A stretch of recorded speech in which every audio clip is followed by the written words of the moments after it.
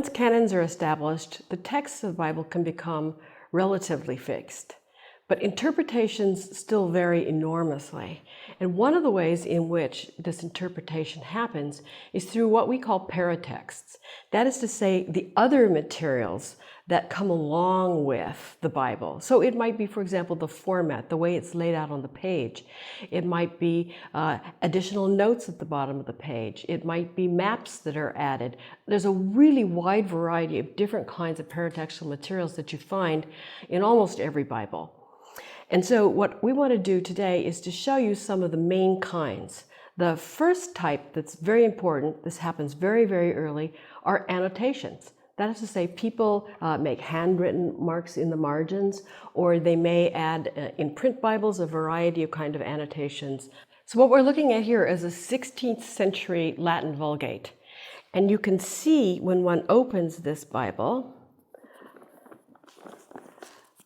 that not only do we have markers, for example, that indicate divisions, we have other kinds of references to other places. There are some, these little illustrations of letters. But notice these marginal annotations. Someone has written in by hand, comments in the margins. Or look at this wonderful hand pointing, to say, this is an important spot. Look at this, look here.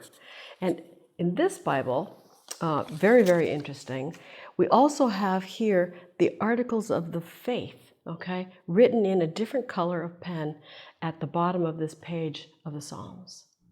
This beautifully embossed Bible is another Latin Vulgate, but when we open it, we'll see something quite unusual. Not only do we have an enormous amount of annotation, which you can see on this page, but if we flip into the middle of the Bible, you'll see an arrangement that's very unusual in Christian Bibles. The text is at the center, and around it is placed commentary by other scholars and interpreters and so forth. This is the style in which one would find a Jewish Bible, which would have the text at the center and commentary around it. So that makes it, again, an extremely interesting kind of intertextual approach. Next Bible we're looking at was produced in the early part of the 20th century, around 1909. It's called a Schofield Bible. This Bible also, you can see, has many kinds of paratexts around the text. We're looking at the opening page of the Bible, the first page of Genesis. It has an introduction. It has some texts in the middle that refer to other places in the Bible that refer to this passage, and notes at the bottom. This Bible became extremely well known because at the center of every page, there are references to other places in the Bible that readers are advised to turn to interpret the passage here. It is, in short, a perfect example of the way in which Christians think that the Bible self-interprets. That is to say that every part of the Bible can interpret every other part of the Bible because it speaks with the unified voice of God. It has a unified message. So this Bible builds that particular interpretive conviction into the way in which the Bible itself is laid out. The last Bible I'm going to ask us to look at is Critical Historical Bible. This one is the HarperCollins Study Bible, Revised Standard Version. It includes all the books that are in most Bibles. The kinds of comments that it has are based on a particular understanding of the Bible in its historical context in the first and early second centuries. So most of the notes pertain precisely to that kind of interpretation. It also has smaller notes that you may see in some pages that give you important differences in manuscript readings, especially where they make a difference in terms of interpretation. So this is the kind of Bible that one is advised to use in making an historical study of the Bible. It includes as well helps or additional aids like color maps at the end that allow you to find the different places in the Bible. And again, these are set and fixed as a historical interpretation of the text. In addition to annotations, illustrations will pull out and focus attention in particular kinds of ways. This is a 16th century polyglot from Antwerp. And if we open to the beginning of this text, we see here in the frontispiece an incredibly elaborate illustration. I particularly love this because it has the view of the way that paradise will be, where the lion is eating straw, sitting with the ox and the lamb, and all the animals are living in the peaceable kingdom together. Partly a reference to 1 Timothy, the letter in the New Testament. Pietas concordia, piety in concord. What's placed on this frontispiece indicates something about how whoever produced this Bible really thinks of what the Bible brings, piety and concord. This Bible we've already seen, but I wanted to point out in particular the illustrations. This is a Bible written in Armenian from 1504. It's an illuminated manuscript, so we have all of these illustrations in color in this text. One of the most beautiful is this image of Mark writing the Gospel of Mark. And you can see here, he has a hand to his mouth, but notice the hand coming down from heaven, which is signaling to him what he is to write. Here we have a Luther Bible written in German language and illustrated, as you can see, with these marvelous prints. This page is actually illustrating the book of Revelation. You can see here, for example, the horn being blown, the scribe writing in heaven, and then the battles that are taking place on earth below. Here again, we see another horn being blown, and the events that then follow when the angel blows the horn, signaling the final destruction and judgment. So what we have here is a 19th century English family Bible. It claims on the frontispiece to have more than 900 individual engravings. You can see that they're quite beautiful and quite involved. This one on the left page is of the flood. So it's showing us the destruction of all the people that happened when God decided to flood the earth to wipe out human sin. So this is an important episode in the history of salvation for Christians. Another important episode is illustrated by the raising of Lazarus.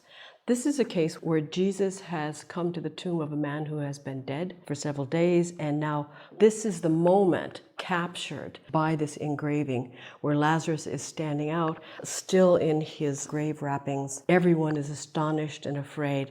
Christ is holding out his arms, calling him forth.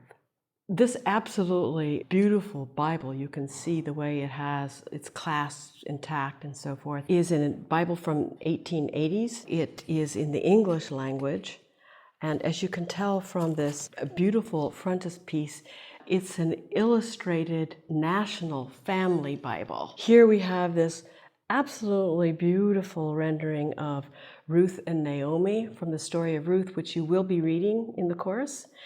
And you may notice that it says, with commentaries of Scott and Henry, containing many thousands of critical and explanatory notes, and edited by a professor from United Presbyterian Church. So these illustrations are part, again, of what one chooses to bring forward. But you'll also notice when we turn this Bible, again, you have all of these references and notes to help the reader interpret the Bible, to guide the reading, as well as notes at the bottom from these scholars, again, giving guidance in how to read. So the Bible comes in this form, interpreted through its illustrations, but again, also through these annotations, notes, and the other texts that it asks the reader to refer to. Another kind of important paratext is the way that the Bible is organized. Most contemporary Bibles, you open a page and you'll see, as we will in a second, that it's divided into chapter and verse numbers. But this was not true for the earliest Bibles. Here we are looking again at Sinaiticus. You'll remember that this codex is one of our earliest full manuscripts from the 4th, perhaps 5th centuries. And if you look at this text, you'll notice that there is no punctuation. There's no indication of chapters or verses or other kinds of divisions in the text at all. This is called scripta continua. And so this was the way in which all manuscripts of the Bible were originally written.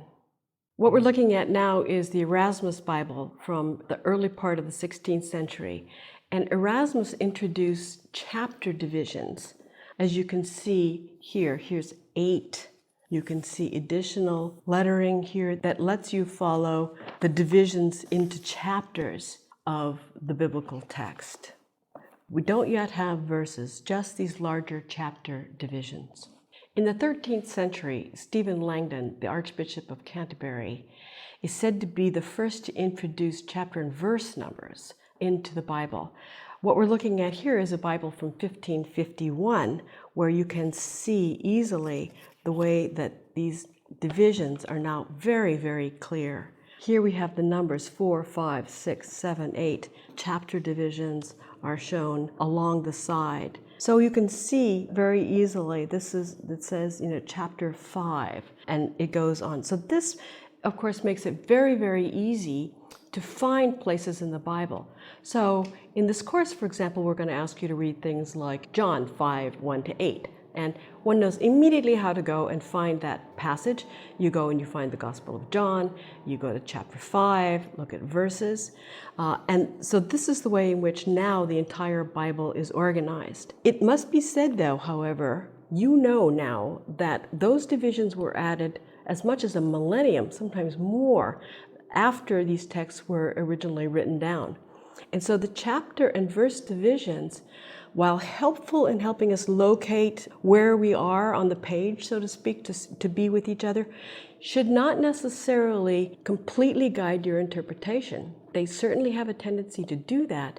But when you're reading, think, does the sentence really, or the meaning really end here with this verse, or does it continue on? Should that part of the chapter go on before? Are chapter divisions really about divisions in meaning and interpretation?